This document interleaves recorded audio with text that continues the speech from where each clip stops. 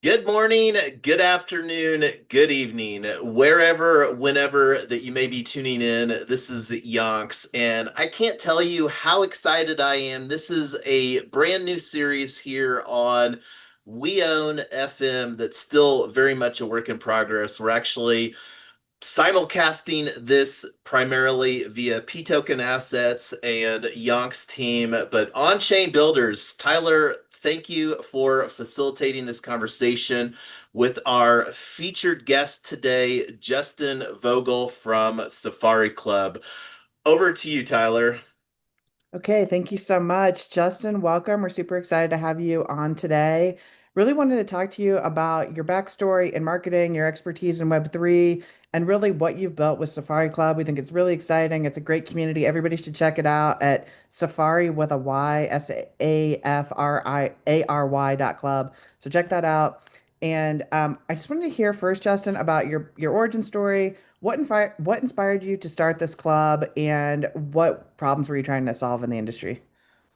Yeah, so my background's all in marketing. I got my start in tech as first as the early hire of a startup here in Silicon Valley. And my growth was to figure out how to run the business, right? I joined three engineering founders and I was their everything else guy, as I like to say. And it was through that experience that I learned that marketing and growth was the most exciting thing for me. And so I joined another startup after that that was much larger, started as a Series C startup that raised a round by Sequoia and Bain back to back. I was on the growth team there and eventually was leading a team of 13. And then I came into crypto. And the interesting thing is, I entered crypto in the 2021 bull cycle. And I was just fascinated by how these companies were growing like crazy, especially at that time. But at the same time, it was very confusing to me that nobody was talking about how these companies were growing. And as a marketer, that was really fascinating to me. So I set off to try and figure out how these companies were growing and find the growth leaders that were behind these companies. And that sort of began the journey. Is I was basically created Safary.Club, the community, because I wanted that community. I basically created a community for me of other marketers that were either in Web 2, coming from Web 2, or that were already in Web 3 that had been the people behind growing some of these companies to the heights of the 2021 bull cycle. Um, so that was really where it started. I think that a lot of people underestimate or overestimate what it takes to create a great community. For me, it started with, I was coming from Web 2. I didn't have a personal brand at that time. I was just getting started in crypto. I was literally just DMing people on LinkedIn and Twitter, asking them if they would be willing to have a chat with me about growth. And from around 10 conversations with growth leaders, we launched the first batch of Safari, which was a group of 40 growth leaders from across the industry. And things have obviously snowballed from there. So I'll stop there and see what other questions you might have. I love that. And I'd love to hear about some of your early mentors in the space, and what was the big aha moment where those people, did you always know that you could do this and you needed a nudge and a business plan, or were you nervous? Like, tell me about the feelings that you had, and who were the mentors and the early leaders, and how did you have that moment where you said, I can do this and I must do it? What did that look like? Yeah. So funny story. So me and my co-founder knew that we wanted to build a company in crypto from the beginning, but we didn't exactly know what that was going to look like. So we built a tool for DAOs to basically like organize, self-organize, do work. And this was like November 2021. So it was like the peak of the DAO tooling bubble. And so me as a growth leader, my co-founder built this thing, and then I was like the one that was supposed to go take it to market. So I started like DMing all these people, and was like, "Hey, like you guys should use our tool." And they were like, "Who else is using your tool?" And we were like, nobody. You're going to be the first." And they were like, "Cool, goodbye. Like, don't talk to me again." Right.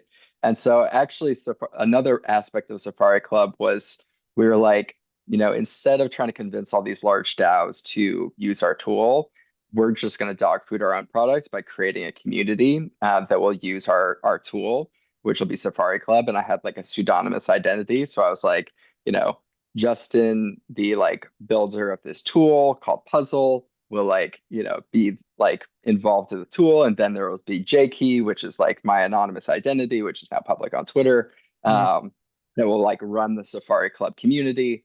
And then like we can have this like great synergy where we can say like Safari uses this tool. Then this was before we created Safari as a community.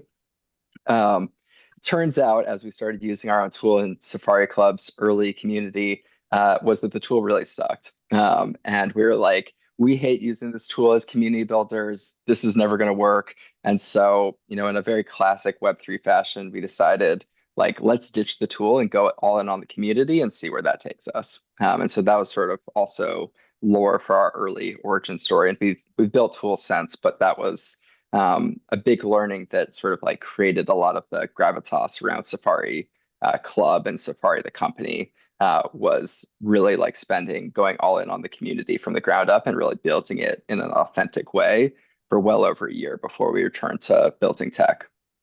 And that's fantastic. And I think that would have been a much different story if some VC had said, "Here's $1 million, build whatever, it doesn't matter," and just dog fooding it yourself. That just makes so much of a difference. So what was interesting to you specifically about Web3? So you've got this great Web2 background.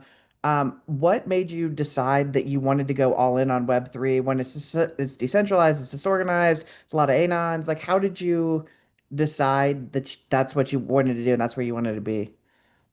Yeah, one thing that both helped me with Safari Club, you know, as a community, but also like go into Web3 was in my Web2 life, I set up these coffee chats with growth leaders that were like sort of like 4 to 5 years older than me, like at the next step of my career journey. Mhm. And that was super important for me to learn how to do growth.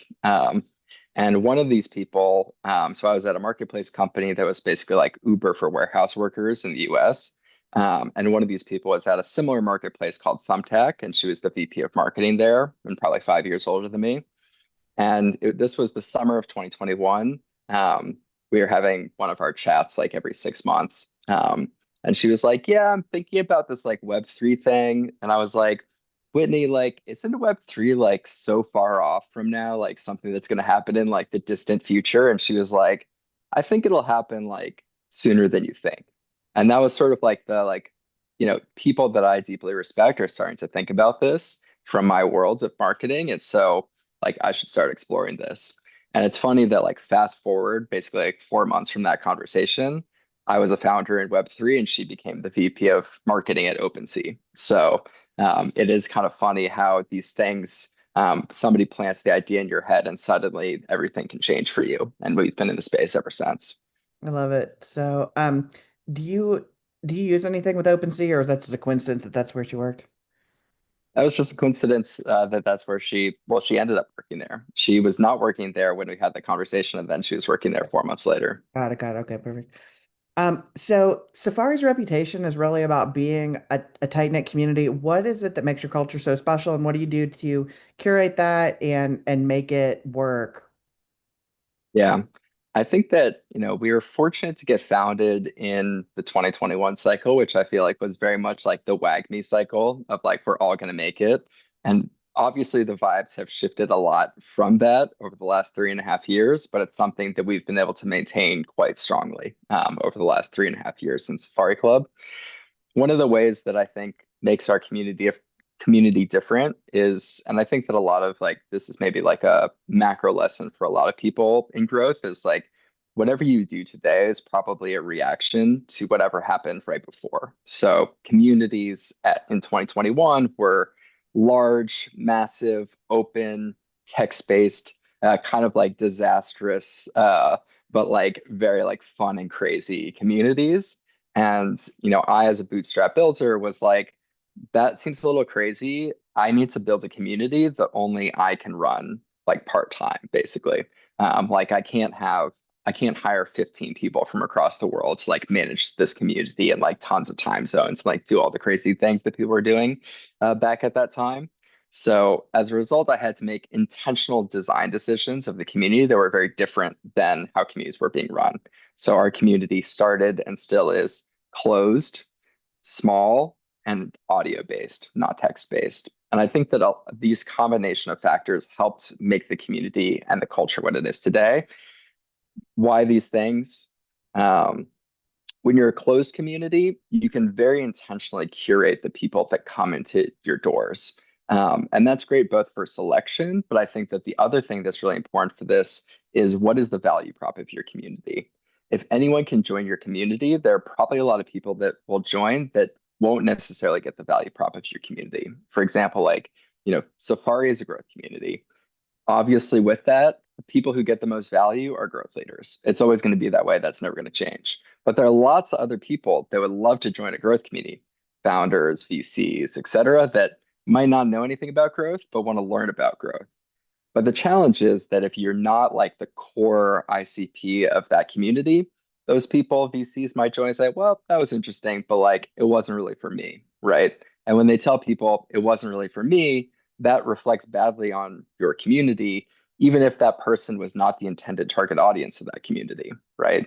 So by limiting it to only the people that you think are the highest likelihood to get value from it, that also creates this like really strong sense of like, this is the community to be in for these types of people, because everyone that's in this community talks about how great it is because all those people got value versus people who, are not part of the target demographic, didn't get value from the community. Jason, since you're in the cohort right now, is there anything that you want to add to the experience and what you think, and just somebody who's experienced it firsthand as a cohort member? What can you share on that? No, I would actually love as a builder, somebody that's looked at community tools, as you know, Tyler, over a long period of time. What conversations happened where you chose to build your community with Circle? Yeah, so this is new for us. So the community has taken many forms. We started with Safary.Club, which was this very small cohort-based group of people co-learning together. And that's what the format's been for a long time. That was just Telegram and Discord. Well, it started on Discord, then moved to Telegram, and then those two platforms with GatherTown, which is where we have our calls. And then recently we launched the Safari certification, which is what you're speaking about, where we host the content on Circle. So actually for the Safary.Club non-certifications, there's no content that's hosted anywhere. It's all completely live. So like if you don't join the call and these calls are never recorded, then like there's nothing beyond that. So the Safari certification has really become like an elevated experience where we host things there. But I would say that the actual community experience still lives in Telegram and GatherTown within the Safari certification. I don't know if you feel like that's the case. It's more like the content's hosted on Circle, and then people chat in Telegram and connect with each other, and then like have real conversations about the content in GatherTown. Yeah, speaking of Telegram, I will definitely admit that there's lots of conversations going, and I haven't taken the time to dive into that. And this is one of the things that have you looked at like any sort of AI tooling around Telegram? Because like one of the things that I would love to see, and I haven't spent again that much time on the circle, and this is one of the things that Tyler can also attest to. Like, this is now the second circle community that we, through me mostly, because I also went through the Story Brand by Donald Miller certification IRL class that he facilitated in Nashville, and Donald Miller with Coach Builder is building his community with Circle as well. And one of the things that's a less desirable experience, and this is only something that you learn by doing, is I used a different email address for joining Safary.Club than I did with Circle, and it's kind of like not a desirable user experience for me. So that's one of the things that will be interesting. So help me understand, Justin. You said that the circle is new. Is that new here for cohort two or? Both. It's new here for the certification. So both cohort 1 and 2, different experience. Basically, like Safary.Club, the like original community that we created, I'd say is more like peer-to-peer learning style. So like people come in and they share on weekly calls that we have that run in perpetuity, but there's no like overarching like sort of like narrative like story there. It's sort of like we curate people from the community, they speak in like fireside chats, and then like we go to the next week. None of it's recorded. It's all like if you're there, you're there. If you weren't, you weren't, and that's that. Versus like the Safari certification has like, you know, an overarching story that we're trying to tell with different lessons and different like curated speakers brought in. So it's more of a holistic experience, and that's why we have to host it in Circle. Awesome. Nice. Well, and Uh, I'm looking forward, Justin, to following a similar sort of playbook that we're building with our AI coaching consulting. I believe that AI coaching and consulting can be one of the most profitable and professional things. So, like the opportunity for us to really create some synergy, because I am looking forward to elevating what you're providing as far as from a practitioner standpoint. So, but anyway, it sounded like that you were gonna carry on a conversation there, Tyler. So over to you. well, I just wanted to hear. So you've got his reactions of love participating in the community. Um, I'm really interested now that you've had a couple of these cohorts. Sounds like you're going to continue to host them. What are the most surprising things that you've heard as reactions to the community? Are they what you expected? Has What have been the big surprises? And I'd love to hear about any meaningful collaborations in between you and members or members and each other or members and mentors or whoever. Like, how have these connections actually mattered longer term? Yeah, no, it's really fascinating to see, like, especially for the Safari certification, since this is so new for us, right? Like, a lot of people feel like they've been hearing about it forever, but we only launched it in May of this year. So right now it's August when we're filming this episode. So it is a fairly new experience for us versus Safary.Club, the community, the other community that I mentioned, we've been running since February 2022. So a much longer time horizon of a community. For the Safari certification in particular, I would say that I'm surprised by um, both how much demand there was. This is maybe like something that I should have thought to myself is like, we should have done this years ago, is like immediately the surprise to me that I keep thinking about, um, is that, like we had, um, so far between the two cohorts, there are around 310 people that are in the like Safari certification versus like our Safari Club has been like a really slow roll. We've kept it like really small intentionally. So over the 3.5 years, the Safari Club community is around 330-ish people. So we basically like doubled that, but basically kept the same types of vibes and same standard of quality that we had within the Safari Club cohorts. So that's been really interesting and surprising to me. I thought that people, our goal with Safari certification was basically to say, there's a lot of scammy marketing out there. There's a lot of like people who say they do marketing, but like marketers don't want to be associated with that form of marketing. And that there's like a better way to do marketing. And so we wanted to highlight the like crypto leaders who are actually doing marketing in the right way Sure. that we've seen throughout Safari Club's community over the years. And to sort of like move the industry forward. And so it's been really amazing to see how quickly some of these conversations have that we've hosted within the Safari certification have started to change on the macro level of how people think about marketing. So I'd say that's been big. One of the biggest surprises for me is just how fast this like sort of like vision is accelerating forward in the way that we had dreamed that it would. That's so interesting. So, Jason mentioned that we've been really interested in building an AI. How are you seeing AI shape the future? And it's all of these tools, ChatGPT and Grok and Venice and all of them. I think a lot of people are getting really lazy in their marketing and just pushing a button and then not doing anything. How do you separate out people who are using AI as a tool and people who are just kind of creating slop and the people that are really doing it from scratch? Where do you see AI in marketing in general? Where does it work and where is it just a crutch? Yeah. So this is might be an interesting take for me. I use a lot of AI in my marketing, but I don't use any AI or even really that much tech in our community. And I think that this sort of shows where I think that the world might be going, which is that, we are descending into like AI slop mess as we all sort of like see. And as AI models get more sophisticated, I would say that we will become increasingly blind to them, right? Like as an example of this, like email personalization, right? Email personalization is probably the best it's ever been now, thanks to AI. But when I read an email, like a cold email, I'm like, they probably wrote this with AI, like trash, right? And so like no chance. And I also read these emails thinking to myself, what could they possibly have said that would have made me think that it wasn't AI, right? And oftentimes I can't figure out an answer to that either, right?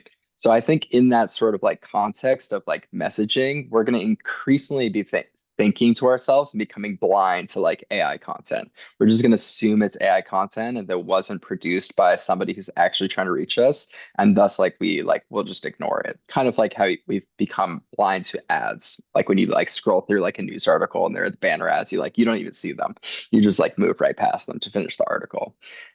So I think that that's one piece. However, I think that AI can be really good at creating original content and structuring it in the right way. So the way that I use AI in my marketing today, and like probably like every single thing I tweet goes through ChatGPT, but it doesn't feel like AI slop because I basically come with an original insight that only I would know, and then I say like, ChatGPT, help me structure this original insight into like something compelling. Give me like 10 different ways to write this like thought that I have. And then I like look through all of them and then I like schedule it out when it's ready.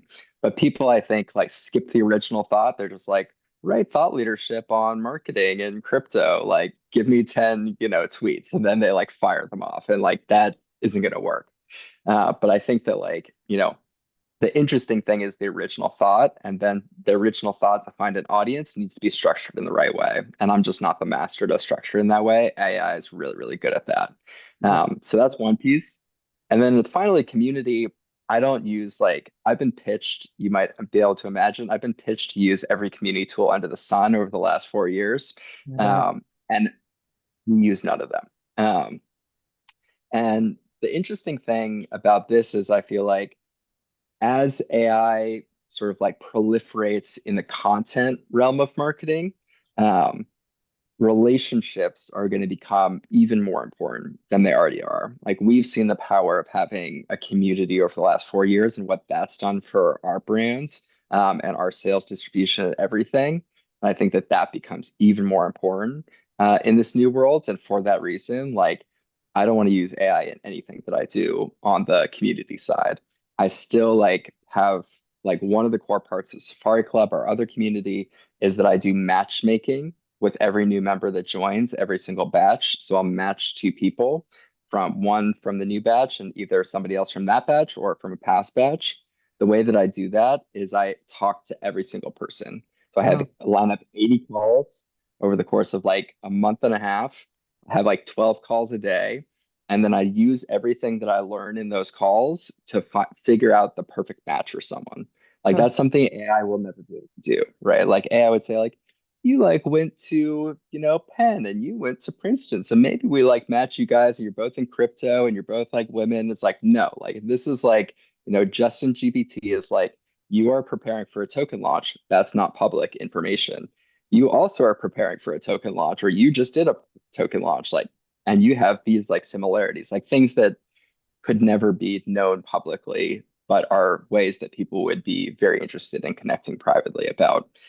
That's basically what I try and figure out. So I think that the extent that community builders can continue to do this, it'll be very manual, but you will reap the rewards. So that's what I say. I Content, but no AI in relationships. I love that. And have you started curating your alumni network of is there a place for past cohort members to find each other than just everybody DMing you and saying, "Hey, I need this. Who do you know?" So a lot of people do the DMs. Like I want to, it's tricky because you don't want to make it too easy for people to connect with each other. This is Sure. something that I found because then like, you get some actors that are like, I need X and I'm gonna go down the list and use like it as my like BD channel. So I try to make it Sure. a little bit difficult. The way that people can connect with each other across batches in Safari is one, the weekly calls, like live, right? And then two, whenever the conferences happen, I basically um, post like a link of like Safari going to like X place, and then like all those people can meet up in person. So that's another way that I do it. But each batch of Safari Club, and then also, as you guys know, each cohort of the Safari certification are all separate from each other for that reason, to make it sort of like not too easy for somebody to just roll through the list and start spamming everyone for BB. Yes, and as somebody who gets an excessive amount of spam, I appreciate that so much. Like just A plus. So what are Web 2 marketers missing about Web 3? What do you wish you could tell yourself from 5 years ago before there was Safari? What what you wish you'd known then, and what a marketer today who says, yeah, I don't really care about Bitcoin, so I don't really need to know anything about Web 3 and NFTs kind of came and went, and so will all the rest of the stuff. What do you want to tell that guy right now?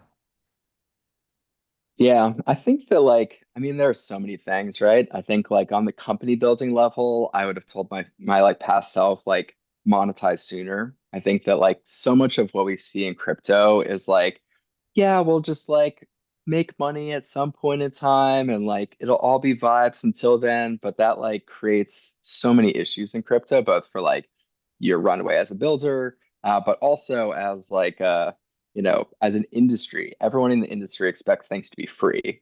Not just like on a people to people level, but like company to company. Like you go to like an L1 ecosystem and like you're like, hey, you should buy our tool. They're like, this is great. We need that. And then you're like, great. And here's the price. And they're like, no, sorry. And you're like, but you guys have like $500 million and you can't pay like small SaaS fee. And they're like, well, these people do it for free for us. So, so I think that there's so many things. We created an industry of freeloaders basically on even on the B2B side.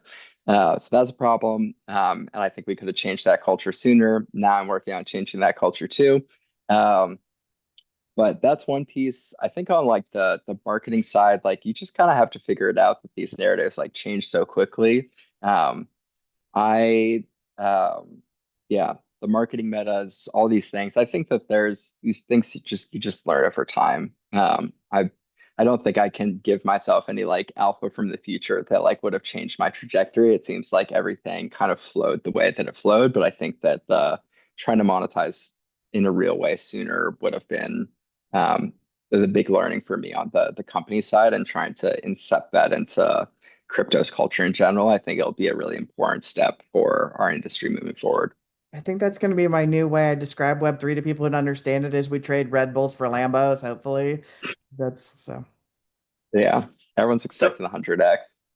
yeah, talking about monetizing sooner, this is one of the things that wanting to do a deeper dive in. And as you know, Justin, before we went on live stream, was talking a little bit about Zora and the creator coin. Like Zora is on an immense amount of trajectory. This is something that planning to experiment with here. And I haven't really unpacked completely like how that they're doing their creator coin, but that's one of the fun things. And like as I mentioned here, you're going to be getting some reciprocity from us with our continued experimentation around Web3. And like one of the things that we're really excited to do is help me understand here about Web 4. Has Web 4, is that showing up on your radar yet, Justin? No Web 4 for me. I haven't heard about it. So you're very early then.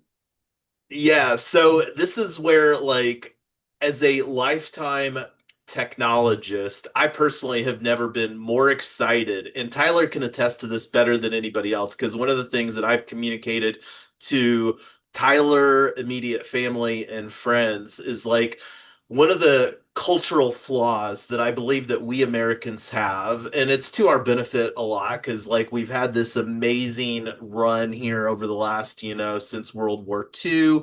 But talking about Americans as workaholics, and one of the things that I believe that I have a little bit more wisdom than most around is sometimes not mashing the proverbial accelerator 24/7. But the way that I understand Web 4 is like the convergence around AI, AI agents, on-chain technology, and then the ownership with agentic AI. And this is where I'm really excited that it's going to give everybody, especially, well, not everybody, those that embrace agentic AI where they can have, their own whatever. But it's interesting here because that's one of the things that we're going to talk more about. I prefer right now the conversations around agentic AI than Web 4, but ownership, as you know, is a compelling, unique narrative more to on-chain. And is that something that you've used using, like, I'm taking Coinbase's lead, but I'd like to understand from your perspective, how do you feel about on-chain? I see it sometimes on ON dash chain. I'm not a fan of the dash, but what are your thoughts, Justin, on chain? On which part of it? Just the word on chain. Do you like Oh, on chain I versus no, no dash for me. Just on chain. um well, so one of the things I'm really interested in your marketing is how do you measure your KPIs and what do you one of the things that I've been really interested in this whole Web3 is some people are anon, some people are pseudo anon, some people have lots of different identities. It's not always super easy to tell if you're hitting the right people and who you're hitting, and if you're hitting five guys, but that guy is all one guy and that guy's 14 and he's like in a different continent. So how do you market to that kind of an audience where you don't exactly know who's who and some stuff is transparent, but it's anon? Like how do you mesh all that together? Yeah, that's a big part of what our tech platform tries to solve for. We basically built a Google Analytics for crypto style product. That's the base of our technology, and that we've really expanded that into a full-on customer data platform to get to the heart of this question of like, who is a user? Is a user 10,000 wallets? Is the user five wallets? Is the user, is this Twitter follower using your product or not? That's sort of what the heart of this platform is trying to get at. And so the interesting thing about our technology is that when you put Safari's technology script into your website, we'll be able to show you with distinct certainty whether the wallets that are connecting to your website are one user or many users or what that means. And so people are there was definitely an interesting experience where I met a founder of a popular ecosystem at a party, and she was like, "We're really excited to use your technology." They put in our tracking script. All of a sudden, millions of wallets are starting to be tracked, and it was like all low value, like total trash. Oh, And then wow. like a few days later, they were like we were like, oh, we'd love to like, if everything's integrated, we'd love to like show you the data. And they were like, they just like ghosted us. And we were like, I wonder why. And then we looked at their data, we were like, oh, we know why, right? Like they were probably very surprised to see what their user base that they thought was, something was actually like, right? We're talking like, a couple hundred users doing like millions of transactions across millions of wallets for a protocol that raised a lot of money. So that's sort of the fascinating thing is like the data doesn't lie to you. A lot of like the like in crypto things are people are known for the flashy large numbers. Oh my gosh, we have like a million users. And like everyone in crypto is like, what million users do you have? And Safari sort of like shows the true story, both on the on-chain side of like which of these wallets are actually all the same person, and then also on the off-chain side of like, okay, you have people talking about you on Twitter, but like, do they have wallets that have interacted with your protocol? Yes or no? So you can be really intellectually honest with yourself about like one side of this is interacting, one side of it's not. Because like what we see in isolation is it's really easy to game on-chain metrics. It's really easy to game off-chain metrics. The combination between the two is where things break down, where the story starts to reveal itself. When it says, yeah, you have all these yappers on Twitter who talk about you, and not a single one of them have a wallet that's interacts with your protocol. Right? Oh, you have all these wallets that have interacted with your protocol. They're actually all the same person. Right? And so this is where we're also trying to move the industry is like real, like authentic data-driven marketing that helps you figure out whether you're actually like being intellectually honest with yourself of like targeting the people that actually matter, or whether you're like, I don't want to know that our million users is actually just like 500 people. So is your target market for Safari more of the smaller and solopreneur businesses who want to grow, or are they the bigger VCs and bigger organizations who are trying to figure out if they're getting botted or they're getting tweet scammed or whatever? Where or both? Or where do you see kind of the client base of Safari? Yeah, so on the on-chain side, it's the like largest and most advanced protocols. Basically, primarily post TGE or running up to their TG to see whether, you know, who they should give an airdrop to, whether that one person is 10,000 people or just one person, answering those types of questions. On the B2B side, so we have this tool that basically indexes your Twitter followers and shows you who, like what wallets they have, and also what companies they're from, so you can get a sense of like your audience. That tool is for any size of company, and also a lot of VCs have been interested in that tool as well, specifically for doing due diligence on some of the claims that startups make. For example, like startup says, "Hey, like we have a partnership with Coinbase," and then they like look through like their Safari data, and they're like, yeah, but nobody from Coinbase follows you or anyone on your team from Twitter. That seems suspicious, right? Like maybe there's something else here. So to sort of do recon and get a sense of like what actually is the value of this company's network, and are they attracting the right people from the right geographies that they say that they're going to go after, or is this like, 10 million people in some country that is not relevant to their customer base? So Yeah, that's really what we're trying to solve. the proof of identity, the proof of interaction, all that stuff is so important. So what tools and platforms are you the most excited about right now in Web3, or that you would love to see Web2 bring into Web3? What does that look like? In terms of like B2B SaaS and infrastructure or consumer Um, applications? Everything that you need in a marketing agency. So what exists right now in Web3 where you're like, man, that software or that tool or that protocol is so cool and interesting and exciting. I really couldn't do my business without it. And what are some tools in Web2 that they're not in Web3 yet, but if that functionality existed, that would be on your wish list? Yeah, I'd say in crypto it's hard because a big challenge that a lot of the Web3 growth tool builders have had, and like, Safari, if you don't already know this, or for your listeners don't already know this, Safari is constantly cataloging and building market maps of the entire Web3 growth tooling ecosystem.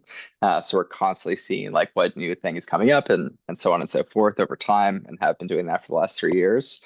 Um, I'd say like for me, the ch- the the mistake that a lot of these Web3 growth tool builders have done is that they see what's worked well in the past, in recent memory, like points, like blast launch points programs, and then all of a sudden you see all these people building like infrastructure platforms around like how to build a points program, right?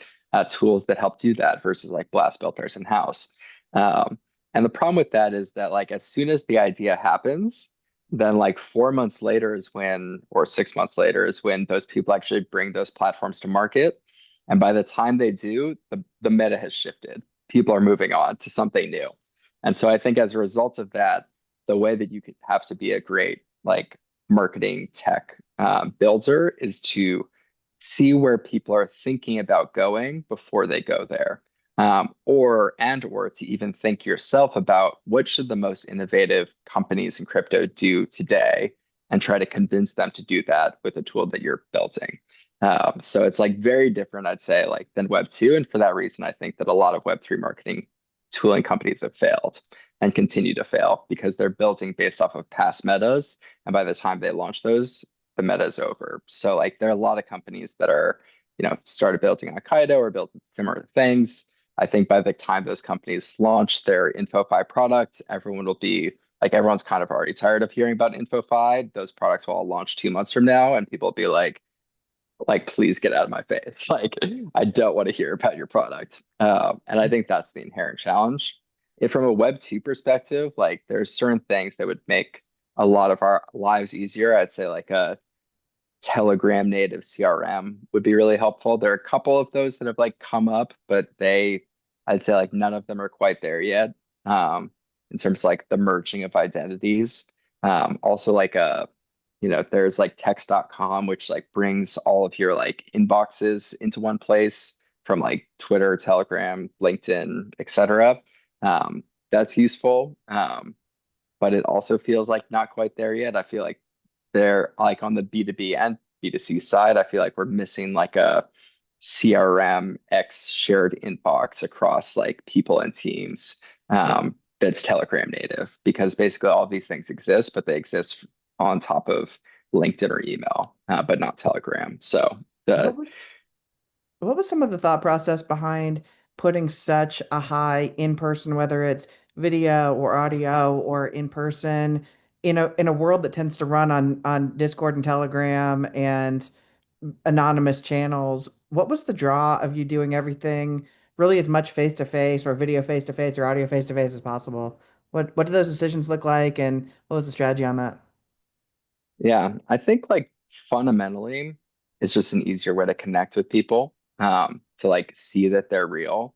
And we were doing this, right? Like 2021 is very anonymous compared to today. I feel like a lot of there are still anonymous people running around in crypto, don't get me wrong, but to a much lesser extent than it felt like in 2021. Like I was anonymous in 2021, and 2022, for the first like 8 months of my crypto journey. Um, but still, people were very actually comfortable being video on in 2021, 2022 in Safary.Club. I think it's about the people that you trust and how you build that connection. Um, but I think that like for me, if we like think about community as like what is um, the goal for me of community is I want every single person that joins Safary.Club or Safari certification to say, I met one great person that I didn't already know by joining this community, right? That's it. And I think that that's the purpose of any community, Web3, Web2, the worlds, right? Like, why do you join a church? Why do you do this? Like, you're like, I want to meet other great people Sure. that care about similar things to me.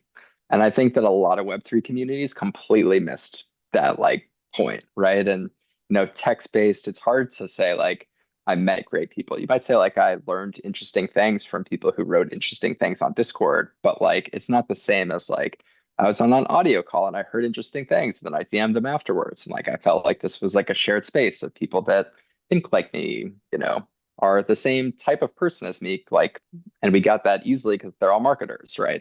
Or founders that do marketing. So yeah, I think that that is the big thing for me is, community is about meeting other people, and walking away with new people that you like, whatever community that is. And so that has to be the goal. And if that's the goal, then the easiest way to do that is through audio and or video communication with each other. I love that. So, couple of invitations for you. One is if you're going to be in ETH, do you guys do ETH Denver or Hmm. so yeah, we would love to promote anything, any side events or anything you're doing through ETH Denver. That's where we're based. We're always all over the place there. So if you're doing something, please let us know early so we can promote it. And we'd love to meet you in person. And we would love to just invite our network to be involved with Safari. And then two, I'd love to hear what underrated tactics really work that people don't know about. They work in Web3, you've had success, they're under the radar, your clients are surprised or confused or doubting, and you know it's going to work and then it does and it works consistently. What do those processes or those tools look like? Yeah, I would say relationships. And this happens through DMs and this happens through community building. These are the things that we found to be surely true over time. So some things that, people use our tech for is our tech basically at its core is trying to unify identities from in off-chain and on-chain way. So like you have anonymous wallets, and then all of a sudden you have ways to contact that person on Twitter. A lot of what people use that for is user interviews. They're like, who are all the users that we contact and try and set up a conversation with? And every team that does that tells me that they learn crazy things that they never would have, known before, and builds really authentic relationships with those people.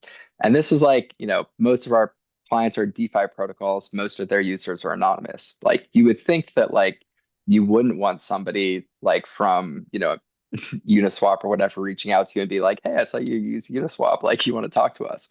But in reality, actually, like a lot of people are like, I use this protocol a lot and it's really cool. And I would love to talk to somebody at the team from the team about like how I use it. Like that would be fun for me. And that's really, really useful, important feedback for builders as well, that a lot of people just aren't doing. So like more user interviews, also DMing people too. A lot of people use Safari to like DM whales, other important users, content creators, to like, bring them into the fold, right? They are engaging with them already, but like they're not like a diehard, and like that personal connection can like bringing somebody in can like make them a diehard fan. And then community building as well. Like Safari, in some ways people think about Safari community as like being one large community, but in many ways it's actually, we have eight batches of Safary.Club. We have two cohorts of the Safari certification. We essentially are running 10 separate communities that all sit under one sort of like brand umbrella. And we have, other micro communities as well. Every time a conference happens, that group of people from one of these like 10 groups becomes its own community. They all meet up in person, they have breakfast. So I'd say like that's the other thing is like, a small team can run infinite communities. And each of those communities, if we get back to like they met one good person, like that just brings so much like positive effect back to you, and to your brand, that I think is like truly unstoppable, especially in the AI era. So yeah, those would be my lessons of advice. I love that so much. We're actually been running our own cohorts and super excited to start integrating more Safari's tools. But yeah, we started a virtual cohort. We actually have already had people in Memphis and Vegas and Houston already be interested in starting their own in person and virtual. So you're right. Once people get the framework, it's so easy to spread it. Last section of our interview, I'd really love to talk to you about your vision and your legacy. And if 20 years from now, Justin could talk to you now, how do you want to change the world? And I'm thinking like, Vitalik was angry at World of Warcraft because he couldn't own some power up, and then he built Ethereum. So there's just so much scale, and you're so early. Where do you see Safary.Club in 5 years and even longer? Um, what would be your dream? Hit it out of the park. If every single thing goes right, what would be your ideal situation at the end of your career with Safari? Yeah, I would say like, our vision and mission today, I'd say I would love for us to be our legacy as well, just on a grander stage. So like Safari's, vision is to be the company that helps you grow faster with the tools, the knowledge, and the network that you need to be successful. So that taps into the three things we do today: education with the certification, community with our club, and then, our platform as well. So the tool side, that'd be the dream for me. I think that there are a couple companies that have done it well in Web 2. So I'd say like I would like to be the conglomeration of all of these three. Like for sure on the education side, those the one Web 2 or Reforge, they really taught the Web 2 industry and aligned Web 2 marketers on what it means to grow and what are the right ways to grow. And I take a lot of inspiration from Reforge's learning model. And I went through Reforge myself as a young marketer, in my first job. So that on the education side, I think that like we're also really building the Web3 growth ecosystem and have been from the beginning. And that constitutes bringing all these different like tool builders, marketers, founders, et cetera, together. I think that the person who really did that best in oh, now I'm blanking on his name, but he runs a site called Chief Martech, which basically has cataloged every Web 2 marketing technology company from like the early 2010s to now, and like shows from like 200 companies to like now it's like 15,000 or something. And so like, that on like the like ecosystem side. And then, there's so many great Web 2 marketing companies, but I think that like HubSpot and Salesforce are like some of the like true like innovators, both from like the tools that they built, but also the ecosystems that they built around their tools. So for me, it'd be like a combination of that. It's like, you know, for us to be seen as the place where all marketers come in to learn about marketing and then use our technology to grow their companies would be like my dream. And I think that we have a portion of that today in our first 3 years, but really the scale that crypto needs to grow to and the scale of marketers versus Web2 is just on another level. So yeah, I'm excited to take Safari from what is probably like influencing 5 to 10,000 marketers today to like millions of marketers around the world. I love that. So let's go one generation down. So you've got a 16, 17-year-old kid who's thinking about going to B school and majoring in marketing or is interested in a career in digital marketing. What would you tell that high school student now about on-chain credentials and what's available through something like the Safari cohort? Or are you only looking for a little bit later career professionals that are already more established in their marketing? Where do you see influencing young kids, and where do you see influencing mid-career professionals? Yeah, I'd say like maybe back to your previous question, one of your previous questions, that's been another surprising thing about Safari certification is it is a whole mix of people. You have people who are like 19 years old, you have people who are like, earlier in their career, you have people like the CMO of DYDX who's in this current cohort who are like later stage, like more advanced of major protocols. So you get the full range in the Safari certification experience today. So I think that that's a great place to start. I would also say like maybe don't major in marketing, just like do, right? Major in something that's interesting to you. I was a Middle Eastern Studies major. I had never learned marketing in college. So like there's that way to go as well. Um, and my first boss out of college, who was the director of growth at this company where I worked at, famously told me that she would never hire somebody with a marketing degree because she feels like hiring like people that get marketing degrees like get too stuck in frameworks. And a lot of marketing is like seeing what's out there today and then reacting to it. So you actually have to like think outside of the framework. So maybe that's an aside, but yeah, I think that like the best way to learn marketing is to like just build something small and try to market it, whatever it is, right? It could be so many different things. You could do that on chain, off chain. There's so many different ways to experiment. Zora is the new hot thing right now, like it is. And while we're filming this episode, that's a great place to experiment. See if you can market something on Zora or something else. So I'd say like that'd be my advice to somebody young is like figure out something and try and market it. Well, I was an English major, so on behalf of Team Humanity, it's amazing to see you build something like this. Also, Jason took a digital marketing class in college, and I asked him how it was going. He said right now the professor's talking about the history of papyrus. So I feel like he probably doesn't have a lot to say to me about the future of digital marketing. So anyway, let's talk about what advice you would give to older established people who you've had all the success with these marketing companies that are bigger, and what would you say to somebody who says, yeah, I'm interested, but we already have an established thing.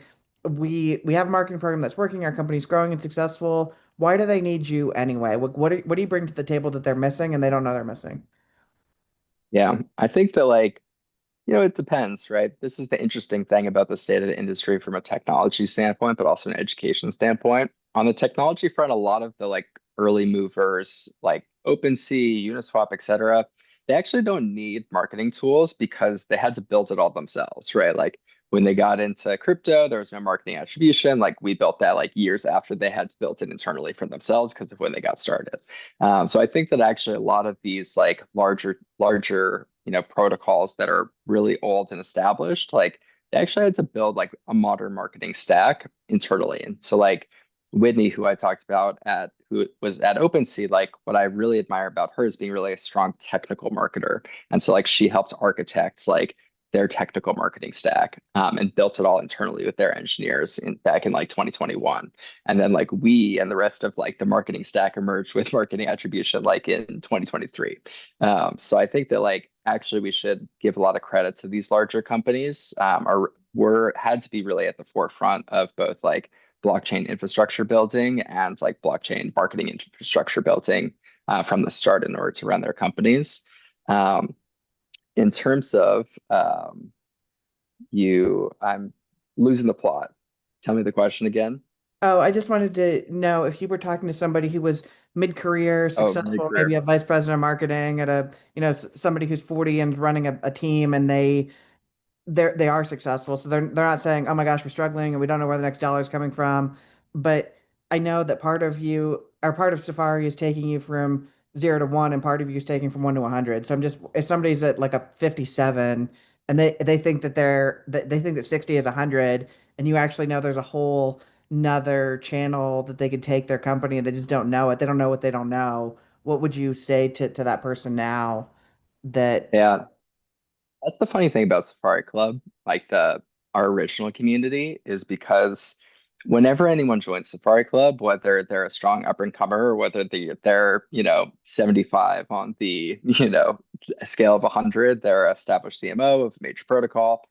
They all say to me, when I ask them what they're looking for when they join the community, they all say to me they want a mentor. And for half these people, I'm like, you're like the mentor. You're like, you don't get a mentor. You're the mentor for everybody else, right? Like you're the CMO of a top 20 protocol and you've been doing marketing for 20 years. But that I think is the other really interesting thing about crypto marketing is nobody feels like they have it all figured out. Like it's impossible. Everyone is like, still trying to learn. Even if you like figured it all out in one moment, then like 4 months later, everything's different, right? So like it is a very humbling experience for any established crypto CMO or any Web2 CMO coming into the space.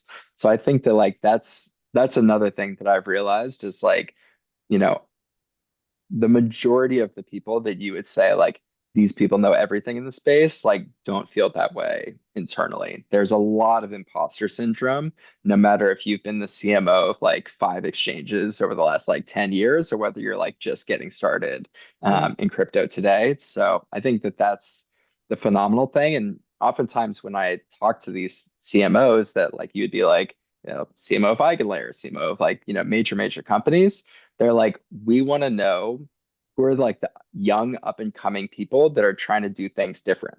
So they actually see the opposite. They're like, we want to get to know the people who are like super young and try and figure out and emulate what they're doing today. So I think that that's been one of the most gratifying thing for me in crypto marketing and community building among crypto marketers is um, there's actually great synergy here, right? Like young people want to mentor, old people want to get to know young people, not to mentor necessarily, but to be mentored themselves Sure. by people who are young and figuring out new things that are like very like ahead of the trends. So I think that's the really exciting thing. People who are, much older are very humble in this space or have been humbled. And so they're very eager to learn. And, that's something they can find in Safari Club or the Safari certification, which is why we see this sort of like range of stages of people joining the certification. So yeah, I think it's an interesting time and interesting place to gather this cross section of marketers and founders, no matter what stage they're in. Absolutely. So tell us how we can get involved with the next cohort, the next credential, people learning about Safari for the first time. How can we all plug into this community? So we have two communities as we were talking about. We have Safari, that's Safary.Club /club. Um, that is our sort of like OG small community. We accept 80 people into that community every year. That is, I would say, like more so geared towards established CMOs in the space. And then we have the Safari certification, which is like a cross section of people from the very earliest stages to very, very sophisticated. And that is the same URL/certification. Um, and so, yeah, those are the two ways to get involved and see sort of our community building experimentation in action. And also, I'd encourage anyone who wants to be community builder to see how we do it and to give feedback as well. And if you are a community builder, contact me. I'd be happy to help you get started on your community building journey too, because I believe we need more great communities in crypto for crypto to build the type of culture that we should promote moving forward. Absolutely. Well, thank you so much. It's been an incredible interview. Just want to turn it back over to you, Jason, to wrap it up. Well, thank you, Justin, and thank you, Tyler, for all that you do. I don't really have anything to add, and I've enjoyed participating in the conversation. I was probably more of a participant and looking here at my Fathom, my 6% talk time. So normally it's about inverse of that. So thank you, Tyler, for facilitating the conversation. And I will go on the record here that I am very excited to participate as a in the Safari Club and the certification here for cohort 2, and I do aspire to join the OG club there when it makes sense. So looking forward to continuing the conversation asynchronously, Justin. Love what you're doing there. Keep up the good work. Keep fighting the good fight. Thank you, thank you, thank you. Thank you. Thanks, Jason and Tyler. This was a lot of fun.